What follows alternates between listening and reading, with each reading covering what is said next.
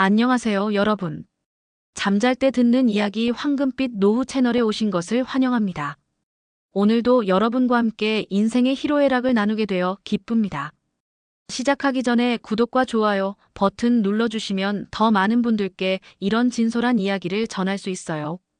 알림 설정도 해두시면 새 영상이 올라올 때마다 가장 먼저 만나보실 수 있습니다. 자, 오늘은 정말 많은 분들의 마음을 울릴 특별한 사연을 준비했습니다. 사별 후 남편 친구와 늦은 사랑 감동 사연. 제목만 들어도 궁금하시죠? 이 사연의 주인공은 67세 김명자님입니다. 명자님의 이야기를 들어볼까요? 안녕하세요. 황금빛 노후 채널의 진행자님, 그리고 이 영상을 보고 계신 모든 분들. 제 이야기가 누군가에게 위로가 되길 바라는 마음으로 용기를 내어 사연을 보냅니다. 저는 67세 김명자라고 합니다. 3년 전 40년을 함께한 남편을 갑작스러운 심장마비로 떠나보냈습니다. 그날은 평범한 일요일이었어요. 남편은 아침에 오늘은 날씨가 좋으니 산책 다녀오겠다며 나갔는데 그게 마지막 인사가 될 줄은 꿈에도 몰랐죠. 경찰의 전화를 받고 병원에 달려갔을 때 이미 남편은 세상을 떠난 후였습니다. 그 순간부터 제 삶은 완전히 무너져 내렸어요. 40년 동안 일상의 모든 것을 함께했던 사람이 갑자기 사라진다는 건 말로 표현할 수 없는 공허함이었습니다. 처음 1년은 거의 집에만 틀어박혀 살았어요. 자식들은 각자의 가정이 있고 저 혼자 텅 빈 집에서 남편의 흔적을 붙잡고 살았습니다. 밥도 제대로 먹지 못했고 잠도 거의 이루지 못했어요. 매일 울다 지쳐 잠들고 아침에 눈을 뜨면 또다시 현실에 절망했습니다. 그러던 어느 날 남편의 오랜 친구 정석호 씨가 찾아왔어요. 석호 씨는 남편과 고등학교 동창으로 우리 결혼식 때 사회를 봐주셨던 분입니다. 물론 40년 동안 가끔 부부 동반 모임에서 만났지만 그리 깊은 관계는 아니었어요. 석호 씨는 남편이 떠난 후에도 가끔 안부 전화를 주셨는데 그날은 직접 집으로 찾아오셨더군요. 손에는 소박한 과일 바구니를 들고요. 혹시 식사는 하셨나요? 제가 근처 식당에서 도시락을 포장해 왔어요 라며 조심스레 말씀하셨습니다. 그날 처음으로 누군가와 함께 식사를 했어요. 남편이 떠난 후 처음으로 누군가와 나누는 식사였는데 왜인지 모르게 눈물이 나더군요. 석호 씨는 아무 말 없이 그저 옆에 있어 주셨어요. 그 후로 석호 씨는 일주일에 한 번씩 찾아오셨습니다. 때로는 산책을 제안하기도 하고 때로는 작은 선물을 가져오기도 했어요. 석호 씨 역시 10년 전 부인을 암으로 먼저 떠나보낸 후 혼자 지내고 계셨거든요. 처음에는 남편의 친구라는 이유로 예의상 만남을 이어갔습니다. 하지만 시간이 지날수록 석호 씨와의 대화가 제게 위안이 되었어요. 남편과의 추억을 함께 나눌 수 있는 사람이었으니까요. 그렇게 인연이 흘렀을 때 석호 씨가 조심스럽게 고백을 했습니다. 명자 씨, 실은 내가 당신을 좋아하게 됐어요. 이런 말씀 드리는 게 죄송하지만 더는 친구의 아내가 아닌 한 사람의 여성으로 당신을 바라보게 됐습니다. 그 말을 듣는 순간 너무 당황스러웠어요. 화가 나기도 했고 남편에 대한 배신감도 들었습니다. 그날 이후 한동안 석호 씨를 만나지 않았어요. 그 고백 이후로 한 달 정도 연락을 끊었어요. 그런데 마음 한구석이 불편했어요. 석호 씨와 함께했던 시간들이 사실은 저에게 큰 위안이 되었거든요. 그리고 이런 말하기 부끄럽지만 저도 모르게 석호 씨를 기다리고 있는 제 모습을 발견했습니다. 딸에게 이 상황을 조심스럽게 털어놓았어요. 예상외로 딸은 엄마 행복할 권리가 있어요. 아빠도 엄마가 혼자 외롭게 살길 원하지 않으셨을 거예요 라며 오히려 저를 격려해 주더군요. 그래서 용기를 내어 석호 씨에게 연락했습니다. 그렇게 우리는 다시 만났고 제가 그동안 느꼈던 혼란스러운 감정에 대해 솔직하게 이야기했어요. 저도 석호 씨를 생각하게 됐어요. 하지만 남편에 대한 배신 같아 마음이 너무 무거워요. 그리고 주변 사람들의 시선도 두렵고요. 석호 씨는 제 손을 잡고 이렇게 말했어요. 명자 씨, 우리가 지금 젊은 나이도 아닌데 남들 시선 신경 쓰면서 살 필요 있을까요? 내가 바라는 건 그저 당신과 함께 남은 시간을 의미 있게 보내는 거예요. 결혼이나 그런 형식적인 것을 바라는 게 아니에요. 그냥 서로 의지하며 살아가는 동반자가 되었으면 해요. 그 말이 제 마음을 움직였어요. 사실 60대의 나이에 새로운 사랑을 한다는 것이 어색하기도 했지만 외로움과 싸우며 혼자 살아가는 것보다는 서로를 의지하며 사는 게 더 행복할 것 같았거든요. 그렇게 우리는 조심스럽게 관계를 시작했습니다. 처음에는 단순히 데이트를 하는 정도였어요. 영화도 보고 공원도 걷고 함께 식사도 했죠. 석호 씨는 매우 다정한 사람이었어요. 남편과는 또 다른 방식으로 저를 챙겨주고 배려해 주었습니다. 6개월 정도 그렇게 데이트를 하던 중 저는 큰 결심을 했어요. 석호 씨에게 동거를 제안했습니다. 아직 결혼은 생각하지 않지만 함께 살면서 서로를 더 깊이 알아가고 싶었거든요. 석호 씨는 너무 기뻐했어요. 그리고 우리는 석호 씨의 아파트에서 함께 살기 시작했습니다. 집안 곳곳에 남편의 흔적이 남아있는 제 집보다는 새로운 환경에서 시작하는 게 마음이 편할 것 같아서요. 동거를 시작하고 얼마 되지 않아 큰 시련이 찾아왔습니다. 석호 씨의 아들이 우리의 관계를 알게 된 거예요. 아들은 격하게 화를 냈어요. 아버지 친구의 아내와 어떻게 그럴 수 있어요? 돌아가신 어머니는 어떻게 생각하시겠어요? 저는 너무 당황스러웠고 죄책감이 몰려왔어요. 석호 씨도 아들의 반응에 마음이 아팠던 것 같아요. 하지만 석호 씨는 아들에게 단호하게 말했습니다. 나도 너희 어머니를 사랑했다. 하지만 어머니가 떠난 지 10년이 넘었고 나도 남은 생을 외롭게 살 수는 없어. 명자 씨는 내게 새로운 삶의 의미를 주는 사람이야. 내가 이해해 주길 바란다. 석호 씨의 아들은 쉽게 받아들이지 못했어요. 몇 달 동안 연락도 끊었답니다. 그 시간 동안 저는 매일 고민했어요.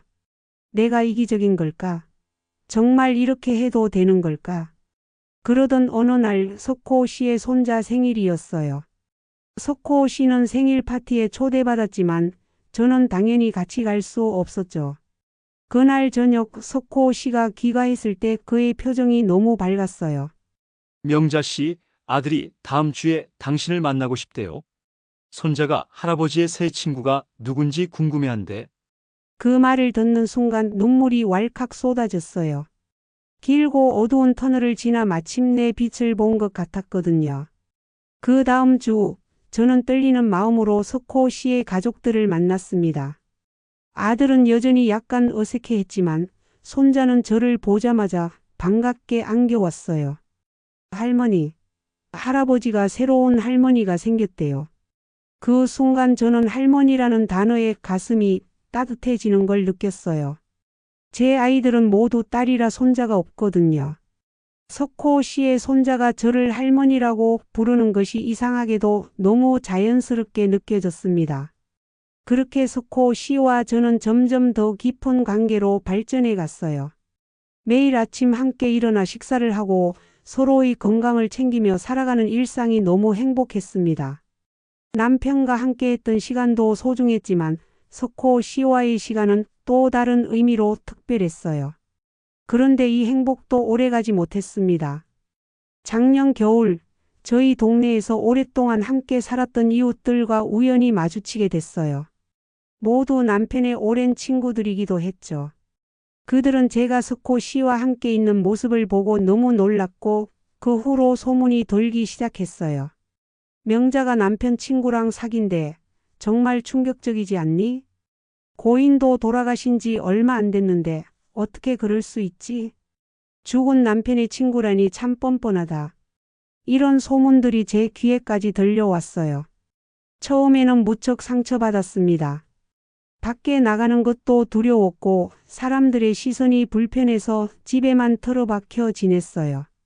석호 씨는 저를 위로하며 사람들이 뭐라 하든 우리의 행복이 중요하다고 말해 주었지만 쉽게 마음이 가라앉지 않았습니다. 그러던 어느 날 제 큰딸이 찾아왔어요. 딸은 이런 소문에 대해 이미 알고 있었더군요. 딸은 제 손을 꼭 잡고 이렇게 말했습니다. 엄마, 이제 와서 뭐가 그렇게 두려워요? 엄마 인생은 엄마 거예요. 아빠도 하늘에서 엄마가 행복하길 바라실 거예요. 그리고 석호 아저씨는 아빠의 친구였잖아요. 아저씨는 아빠를 잘 알고 엄마를 존중해주는 분이에요. 오히려 아빠가 안심하시지 않을까요?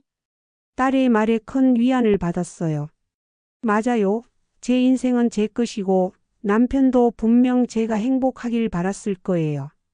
그날 이후로 저는 다시 용기를 내어 세상 밖으로 나갔습니다. 석호 씨와 함께 당당하게 걸었고 사람들의 시선에 더 이상 신경 쓰지 않기로 했어요. 그리고 올해 초 저희는 큰 결정을 했습니다. 석호 씨가 프로포즈를 했어요. 웃기죠?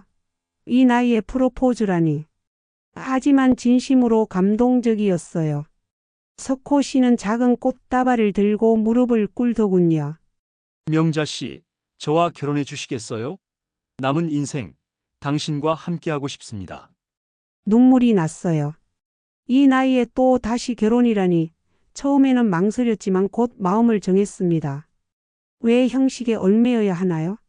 우리는 서로를 사랑하고 남은 인생을 함께하고 싶었으니까요. 결혼식은 아주 소박하게 치렀어요. 양가 자녀들과 가까운 친구들만 초대했죠. 흰 드레스 대신 편안한 한복을 입고 큰 웨딩홀 대신 작은 정원에서 식을 올렸어요. 제 딸들이 축가를 불러주었고 석호 씨의 아들이 축사를 해주었죠. 축사에서 석호 씨의 아들은 이렇게 말했어요. 처음에는 받아들이기 어려웠습니다. 하지만 명자 어머님이 아버지에게 얼마나 행복을 주시는지 지켜보면서 이 결혼이 옳은 결정임을 깨달았습니다. 두 분의 늦은 사랑을 진심으로 축복합니다. 그 말을 들으며 저는 다시 한번 눈물을 흘렸습니다. 그동안의 고민과 아픔이 모두 씻겨 내려가는 것 같았어요. 지금 저희는 제주도로 신혼여행을 다녀온 지 2개월 정도 됐어요. 늦은 나이에 신혼여행이라니 생각만 해도 웃음이 나네요. 함께 성산 일출봉에서 일출을 보고 바닷가를 걸으며 이야기를 나누었죠. 마치 20대의 젊은 연인처럼요. 이제 저희는 작은 전원주택을 마련해 함께 살고 있어요. 아침에는 함께 정원을 가꾸고 저녁에는 손잡고 산책을 해요. 주말에는 석호 씨의 손자들이 놀러 오기도 하고 제 딸 가족들과 함께 식사를 하기도 해요. 사랑에는 나이가 없다는 말이 있죠. 정말 그런 것 같아요. 60대에 찾아온 이 사랑은 제게 제2의 인생을 선물해 주었습니다.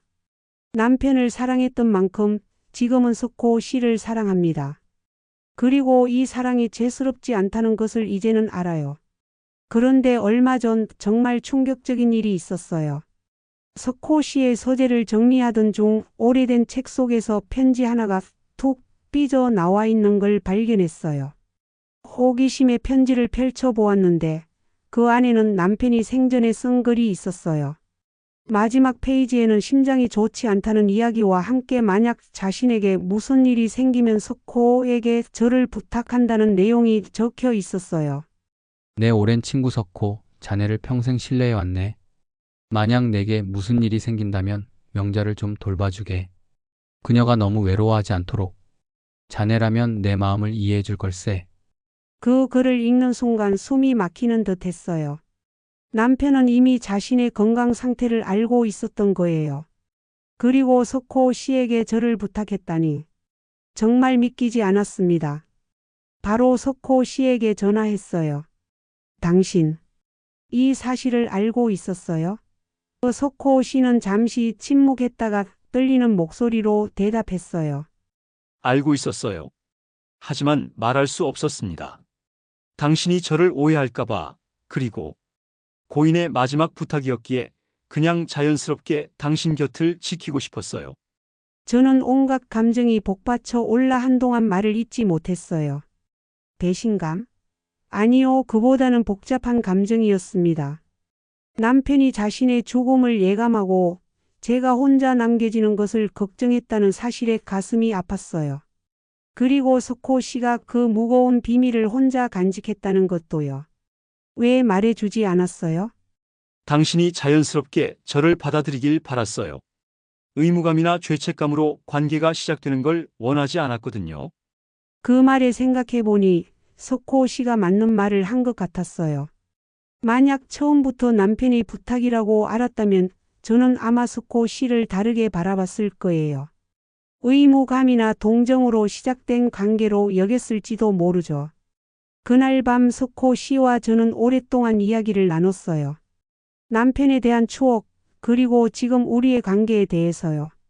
석호 씨는 남편의 부탁을 지키려 했지만 시간이 지나면서 진심으로 저를 사랑하게 됐다고 말했어요. 명자 씨, 처음에는 정말 친구의 아내를 돌봐주는 마음이었어요. 하지만 당신과 시간을 보내면서 당신의 강인함과 따뜻함에 반했습니다. 이건 순수한 사랑입니다. 친구의 부탁 때문이 아니에요. 그 말을 듣고 나니 오히려 마음이 편안해졌어요. 남편은 저를 위해 마지막까지 배려했고 석호 씨는 그 뜻을 이어받았지만 결국 진심으로 저를 사랑하게 된 거니까요. 편지 이야기를 딸들에게도 털어놓았어요. 딸들은 오히려 감동했다며 아빠가 엄마의 행복을 위해 끝까지 배려했다는 사실이 너무 아름답다고 했어요. 사랑은 정말 여러 형태로 나타나는 것 같아요. 남편의 사랑은 저를 떠나서도 계속되었고 석호 씨의 사랑은 처음엔 친구에 대한 의리에서 시작됐지만 진심 어린 감정으로 변했죠. 지금은 그 편지를 우리 침대 옆 서랍에 소중히 보관하고 있어요. 가끔 그 마지막 페이지를 읽으며 두 사람의 사랑을 모두 받은 제가 얼마나 복 받은 사람인지 생각해요. 얼마 전에는 석호 씨와 함께 남편의 묘소를 찾아갔어요. 석호 씨는 묘비 앞에서 오랫동안 묵념을 하더군요. 그리고 작은 목소리로 이렇게 말했어요. 친구야, 약속 지켰어. 명자는 지금 행복해. 내가 부탁한 것보다 더 잘해주고 있어. 왜냐하면 내가 그녀를 진심으로 사랑하게 됐거든. 지금 저는 석호 씨와 함께한 지 1년이 넘었어요. 저희의 이야기를 들으신 분들은 아마 그래서 후회는 없으세요? 라고 물으실 것 같아요. 솔직히 말씀드리면 처음 몇 달은 정말 혼란스러웠어요. 사람들의 시선도 신경 쓰였고 가끔은 꿈에서 남편을 만나면 미안한 마음이 들기도 했죠. 하지만 이제는 확신할 수 있어요. 저는 이 선택을 후회하지 않습니다. 남편과의 40년은 제 인생에서 가장 소중한 시간이었어요. 그리고 지금 석호 씨와의 시간은 또 다른 의미로 소중합니다. 이건 첫사랑을 배신하는 것이 아니라 인생의 다른 장을 열어가는 것이라고 생각해요. 얼마 전에는 석호 씨 아들 부부가 둘째 아이를 낳았어요. 아이가 태어나고 처음으로 병원에 갔을 때 석호 씨의 아들이 저를 보고 이렇게 말하더군요. 어머니, 우리 아이 안아보세요. 그 어머니라는 한마디가 제 마음을 얼마나 따뜻하게 했는지 몰라요. 사실 저의 이야기를 들려드리는 이유는 단순히 제 경험을 나누기 위해서가 아니에요. 지금 이 이야기를 듣고 계신 분들 중에도 비슷한 상황에 놓인 분들이 있을 거예요. 사별 후 느끼는 외로움, 새로운 관계에 대한 두려움, 주변의 시선에 대한 불안. 모두 자연스러운 감정입니다. 하지만 자신의 행복을 위해 용기 내는 것을 두려워하지 마세요. 나이가 들었다고 한 번 사랑했다고 해서 또 다른 사랑이 찾아오지 않는 건 아니니까요. 물론 쉽지 않은 선택일 수 있어요. 하지만 인생은 생각보다 짧고 행복할 기회는 생각보다 적습니다. 저처럼 사별을 경험한 분들께 특히 말씀드리고 싶어요. 당신의 행복을 미루지 마세요. 고인이 정말 당신을 사랑했다면 당신이 행복하기를 바랐을 거예요. 제 남편처럼요. 그리고 주변에서 늦은 사랑을 시작한 분들을 보게 된다면 따뜻한 시선으로 바라봐 주세요. 그 선택이 얼마나 큰 용기가 필요했는지, 그 관계 속에서 어떤 위로와 행복을 찾고 있는지 이해해 주세요. 이제 저는 남은 인생을 석호 씨와 함께하며 하루하루를 소중히 여기려 해요. 남편에 대한 사랑과 추억은 제 마음속에 영원히 간직하면서 새로운 사랑과 함께 또 다른 행복을 만들어 가려고 합니다. 인생은 생각보다 길고 또 생각보다 짧습니다. 그래서 우리는 지금 이 순간을 소중히 여기며 살아가야 하지 않을까요? 고맙습니다. 제 이야기를 들어주셔서. 여러분, 지금까지 67세 김명자님이 사연을 들어보셨습니다. 어떠셨나요? 사랑에는 나이도 때도 없다는 말이 정말 와닿는 이야기였습니다. 이런 진솔한 이야기가 더 많은 분들에게 전해질 수 있도록 지금 바로 구독과 좋아요 버튼 눌러주세요. 다음 영상에서는 또 다른 감동적인 이야기로 찾아뵙겠습니다. 여러분의 인생에도 황금빛 행복이 가득하길 바랍니다. 감사합니다.